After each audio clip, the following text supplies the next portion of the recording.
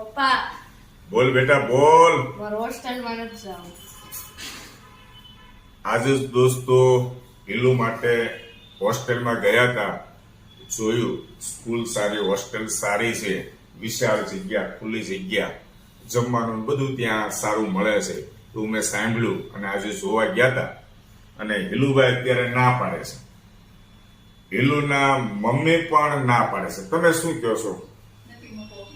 અને હું કહું છું કે મૂકીએ 2-3 વર્ષ, આપણે ત્યાં લાઈફ ટાઈમ જવું છે બેટા, બરાબર છે. અને ઢીલું પડી જવાનું. હજી તો હોસ્ટેલમાં નથી મૂક્યો ત્યાં મારા દીકરાના આંખમાં આંસુ આવે. જો હજી તો મૂક્યો નથી, ઘરની અંદર વાતચીત ચાલે છે, જોવા ગયા ઘરની અંદર જ 50% હું એમ કહું છું કે દીકરાને મૂકીએ, એના ભવિષ્ય ફ્યુચર માટે સારું. એના મમ્મી ના પાડે છે 50%માં. હવે કરવું શું દોસ્તો? આ બાબતે તમે શું કહેવા માંગો છો?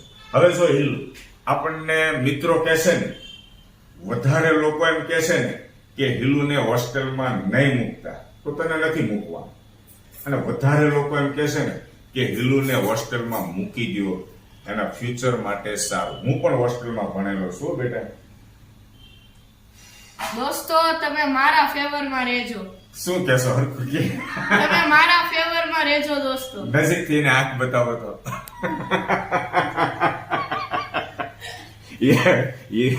હિલુના વિડીયો તમે જુઓ છો, એને આંખ જુઓ તો દોસ્તો, જુઓ. શું એકવાર કહી દે દોસ્તો? તમે મારા ફેવરમાં રહેજો. હું શું તારા ફેવરમાં?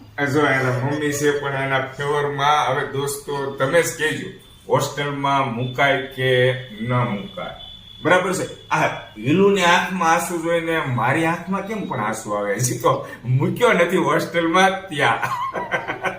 દોસ્તો આ બાબતે તમે શું કહો છો? કોમેન્ટ કરીને જણાવજો. Thank you.